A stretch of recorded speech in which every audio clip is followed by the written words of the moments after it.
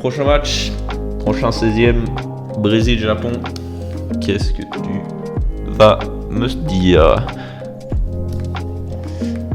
Alors, le Brésil, honnêtement, ils m'ont fait meilleure impression que ce que je pensais. Je les avais trouvés assez faibles, notamment face à la France en amical. Ils finissent premier de ce groupe. Voilà, face au Maroc, je les avais pas trouvés très bons, mais derrière, franchement, ils assurent le coup. Ils font 2-3-0. Donc franchement, c'est propre. C'est vraiment propre.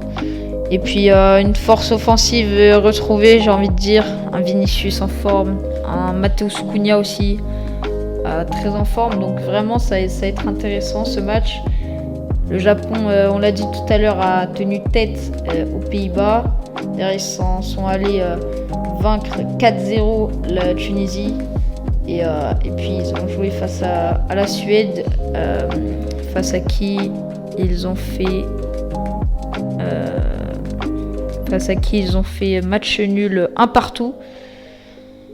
Donc voilà, le Japon, c'est quand même bon. Japon-Brésil, on aurait pu retrouver cette affiche en quart de finale il y a 4 ans, si la Croatie n'avait pas égalisé. Mais voilà, je pense que le projet Blue Lock peut continuer. Ils ont pas encore perdu, les deux équipes, mais le Brésil est meilleur que ce que je pense. Et même si je serais de tout cœur derrière le Japon, je vois le Brésil s'imposer. Mais un beau match, je pense, peut-être un 3-2, un match animé avec des buts et des renversements. Ouais, ça va être un match très intéressant. Donc le Japon a été bon. Junya Ito, Keito Nakamura, donc les anciens joueurs de Reims, sont clairement là, sont présents et apportent vraiment une touche de talent à cette équipe japonaise. Je dirais que leur défense est pas mauvaise. Leur goal Zion Suzuki, franchement, il fait vachement le taf. Watanabe et Ito, c'est clairement une bonne charnière centrale. Ils m'ont surpris dans le domaine aérien. C'est une équipe qui maîtrise plutôt bien le domaine aérien, comme on a pu voir contre les Pays-Bas. Mais je dirais qu'il y a... Ayase Ueda aussi à surveiller. Il a fini meilleur buteur d'Eurodivisie. C'est clairement un bon joueur, faut pas l'oublier. Il a marqué dans ce tournoi de but. Donc je dirais que le Japon arrive avec des armes, mais ce sera pas assez, je pense, pour contrer le Brésil. Vinicius est en train de sortir le tournoi de sa vie, c'est très bien pour lui. J'ai bien aimé Ryan, que je connaissais pas vraiment. Je l'avais déjà entendu parler, mais c'était pas un joueur avec qui j'étais très familier. Mais voilà, ils ont tellement de talent offensif. Rafinha ne répond pas forcément au niveau, mais il est toujours là. Donc Ryan, le joueur de Bournemouth. Et je dirais que leur défense, Marquinhos, Gabriel, c'est quand même une super sur le papier, top 3 défense de la Coupe du Monde. Après, j'ai vu des moments où c'était pas vraiment compatible, notamment sur le but de Saïbari contre le Maroc où ils sont transpercés plein axe. Je dirais que le milieu peut être mieux, même si Guimaraes a été large meilleur contre l'Écosse.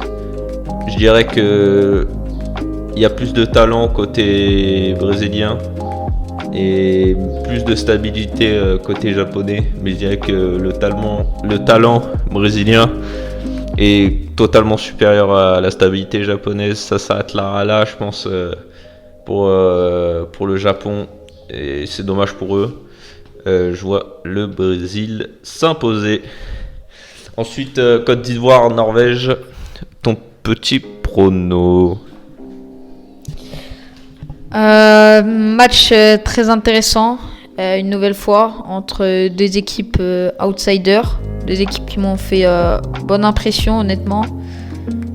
Voilà, déjà la Côte d'Ivoire, je l'ai trouvé forte pendant ces poules. Déjà ils battent l'Équateur, sur qui j'avais misé une belle pièce. Ils sont vraiment pas loin du tout d'aller gagner face à l'Allemagne, même de faire un match nul, ils étaient tout prêts. Ils se prennent un but à la dernière minute de la part de Denis Undav. Et pendant le troisième match, ils gagnent tranquillement 2-0, doublé de Nicolas Pepe. Franchement, c'est vraiment sympa cette équipe. Maintenant, il y a quand même des points faibles. C'est notamment, j'ai envie de dire, un milieu vieillissant et à la fois c'est aussi les choix du coach Emerse Faé qui sont peut-être pas les bons. Moi, c'est vrai qu'il y a des joueurs que j'aime beaucoup comme Christ Inaoulaye qui sont pas titularisés. On préfère mettre Ibrahim Sangare qui est bon et Franck Kessié qui est bon aussi, mais c'est le capitaine, forcément c'est compliqué de le sortir du 11. Mais Christ Inaoulaye c'est très très fort, son match face à l'Allemagne était exceptionnel. Sur les côtés c'est fort, Amad Diallo, Yann Diomandé. Mais voilà, dans cet axe du milieu de terrain, voilà, j'aimerais bien voir un petit peu plus de fraîcheur. Derrière, voilà, j'aime bien et à la fois ça peut péter à tout moment. Guéladoué sur son côté, c'est très bon. On a vu Ghislain Conan qui a été reconduit sur le banc après un peu sa bévue, il couvre le hors-jeu face à l'Allemagne. Christopher Opéré a joué ce dernier match. Dans l'axe, j'aime beaucoup Ousmane Diomandé. Je suis un peu moins fan de Kousounou. Et devant, voilà. Devant, il y a les qualités. Il y a du Eli Wahi en sortie de banc. Il y a Nicolas Pepe. Il y a Anjuan Boni. Franchement, cette équipe vraiment me fait de l'œil.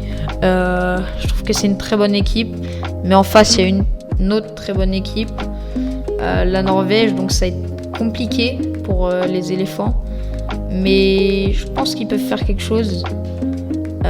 Donc face à la Norvège, équipe très intéressante depuis le début de ce tournoi.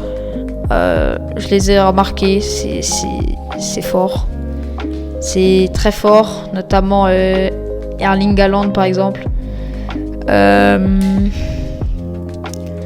Derrière, j'en attendais peut-être un peu plus, mais au milieu, il y a honnêtement des milieux très élégants.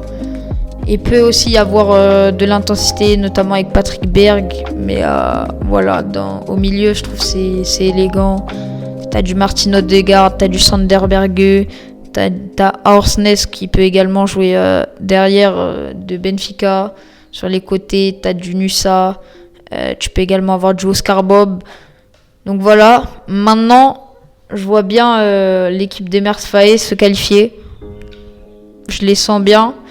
Et je pense qu'ils vont aller se qualifier. Peut-être dans un match plutôt dominé par la Norvège. Mais je vois bien la Côte d'Ivoire se qualifier. Je les sens bien et je pense que s'il fait jouer une équipe voilà, un petit peu plus fraîche, un petit peu plus jeune, voilà, je pense qu'ils peuvent faire quelque chose. Ok, donc pour toi, Côte d'Ivoire. C'est ça. Je dirais la même chose. Pourquoi ? Parce que cette défense norvégienne m'inquiète beaucoup. Certes, bon, le dernier match contre la France est un peu en trompe-l'œil. C'était les remplaçants. Voilà, donc on va pas beaucoup en parler. C'est pas franchement le plus important. Mais cette défense qui a pris 2 buts contre le Sénégal, qui a pris 1 but contre l'Irak, voilà, c'est quand même une performance de prendre un but contre l'Irak, notamment sur une tête, alors que la Norvège, il y a je crois une quinzaine de joueurs qui font plus d'1m90 ou quelque chose, à peu près par là, mais ah oui, c'est vraiment une équipe de très grands gaillards. Donc cette attaque de feu ivoirienne, je pense, va s'exprimer. Yann Diomandé, c'est magnifique ce qu'il fait. Il est en train de confirmer que ça peut clairement devenir un grand joueur à l'avenir. En Johan Boni, j'ai plutôt bien aimé. Amad Diallo, je trouve ça vraiment très haut niveau. Amad Diallo, faut vraiment pas le sous-estimer. Il y a Eli Wahi, Nicolas Pepe, des gars plus expérimentés au cas où si quelqu'un faillit dans cette attaque ivoirienne. Et ils ont malgré tout, je pense, une plutôt bonne défense. Et ils ont aussi au goal Yaya Fofana, qui, je pense, est un joueur sous-coté, un gardien sous-coté. C'est le meilleur, shot stopper, enfin celui qui a le plus haut pourcentage d'arrêt et qui en fait le plus aussi, je crois, par match de Ligue 1. Avec Angers, donc c'est vraiment un gardien sous-coté. Franck Kessié au milieu, ça fait clairement le taf. Et si je pense qu'il est un peu surcoté ce milieu ivoirien. Mais la Norvège en face, c'est une défense trop faible. Je trouve que leur gardien est faible aussi. Contre la France, j'ai trouvé très mauvais. Mais il faut faire attention quand même pour ces Ivoiriens, pas s'enflammer. L'attaque norvégienne est très très bien dotée aussi. Les latéraux qui montent comme ça, ce qui certes ouvre des espaces en contre-attaque, mais c'est tellement dangereux. Ils combinent super bien. T'as Nusa, Sheldrup, Oscar Bob, c'est des super ailiers. Et voilà, Haaland, Sorloth en pointe, ça dépend, mais des fois Sorloth sur le côté. Enfin, ils ont une super attaque. Ils sont très dangereux sur les coups de pied arrêtés, mais je dirais quand même la Côte d'Ivoire. Dans l'un des matchs, je pense qu'il sera peut-être le plus physique de la Coupe du Monde. Là, ça va être que des grands gaillards costauds athlétiques. Donc franchement, ça va être très intéressant. On peut passer au prochain match. Mexique, Équateur, qui se sont qualifiés dans les dernières minutes.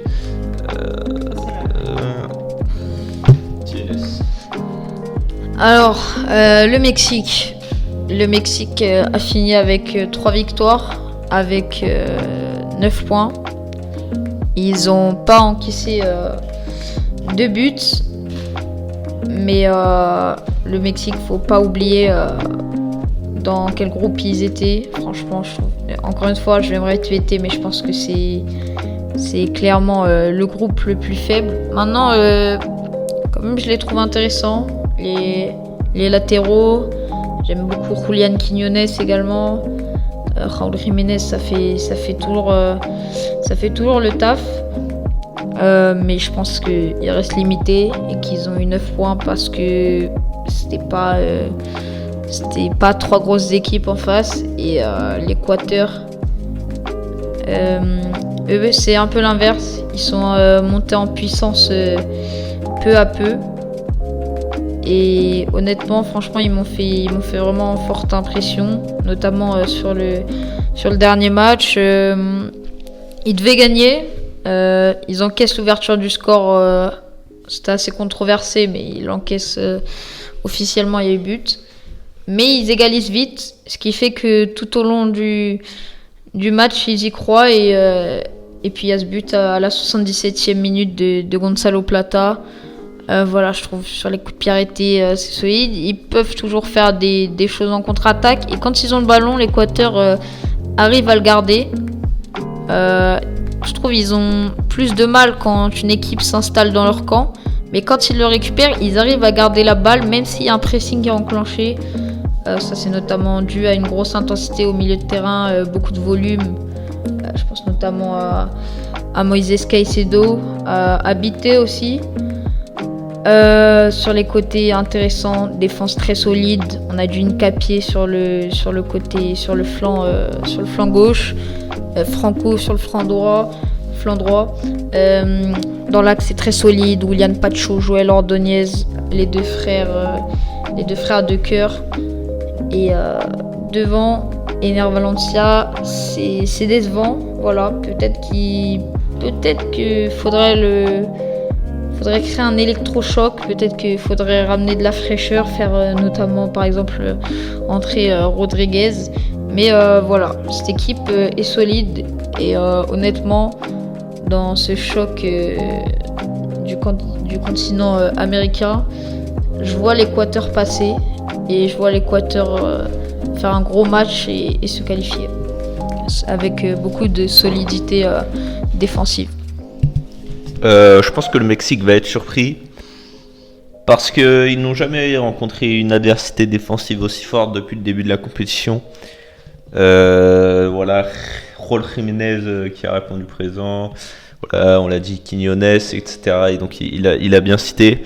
Je dirais cela.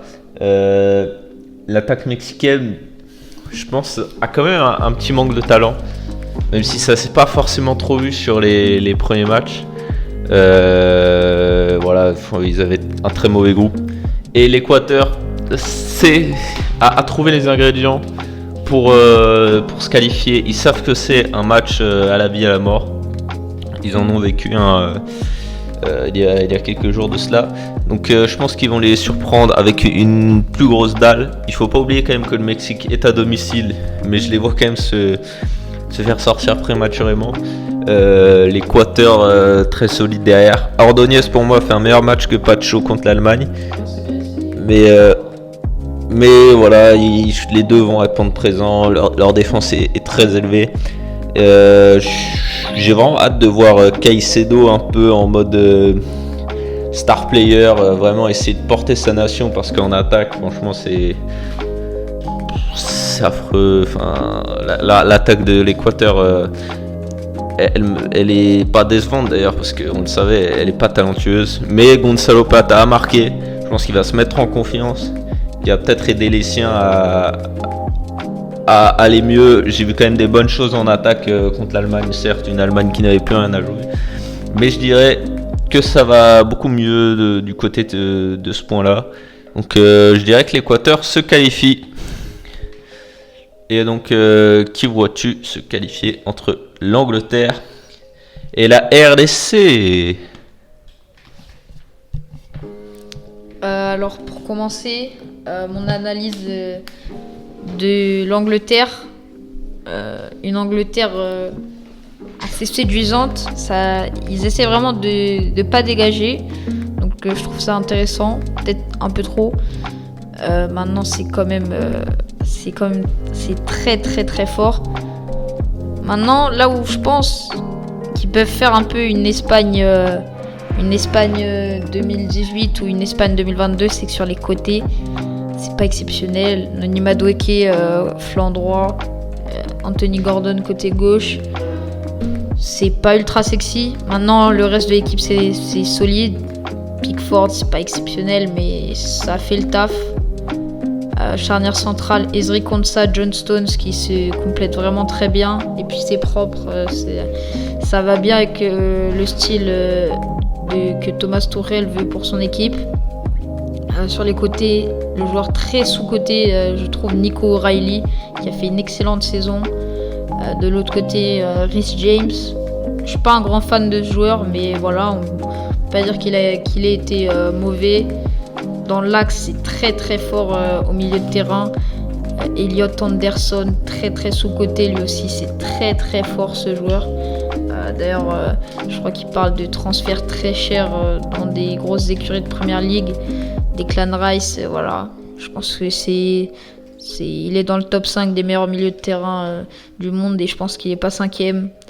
Jude Bellingham, voilà, il reste très talentueux même s'il a pas fait une très bonne saison. Et voilà, du coup, je trouve cette équipe assez forte, mais voilà, je trouve qu'il y a quand même des faiblesses. Il y a un peu de fébrilité, je trouve. Et je pense également, j'ai envie de dire que la République démocratique du Congo est vraiment le genre d'équipe qui peut faire mal aux Anglais. Les Anglais qui ont galéré face à un bloc bas comme le Ghana, justement, parce qu'il n'y avait pas trop de percussions sur les côtés. Et la dernière fois qu'ils ont joué une équipe comme ça, la RDC, ils ont fait un partout. C'était face au Portugal. Pourtant, ça a été mené.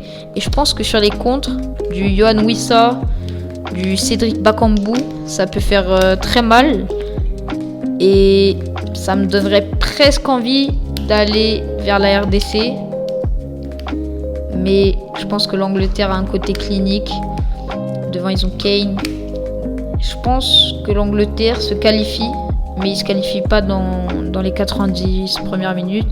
Je pense qu'ils se qualifient soit en prolongation, soit au tir au but. Mais je les vois vraiment galérer jusqu'au bout, les Anglais. Donc, avec Aurel, je suis d'accord. Ça va pas être facile. Je suis totalement d'accord sur cette comparaison avec le match contre le Ghana. Même si je dirais que j'adore ce que fait Yohan Wissa dans cette Coupe du Monde. Il développe une espèce d'aura de vraiment meneur d'hommes, de capitaine. C'est assez beau. Il a marqué 3 buts, je crois, depuis le début de la Coupe du Monde. Donc c'est magnifique pour lui. Mais je pense que leur défense laisse à désirer. Et je vais dire l'Angleterre, tellement de talent. Hier contre le Panama, ça a marqué, ça a été un peu compliqué, mais voilà, le talent fait la différence. Bellingham en équipe d'Angleterre, mais quel joueur! J'adore Bellingham, mais quand il est bon, mais qu'est-ce que c'est bien. Kane, il répond toujours aux attentes, il va toujours te marquer ce but qui va te faire, quand t'as Kane dans ton équipe, tu pars quasiment avec 1-0 avant le match. Magnifique Angleterre.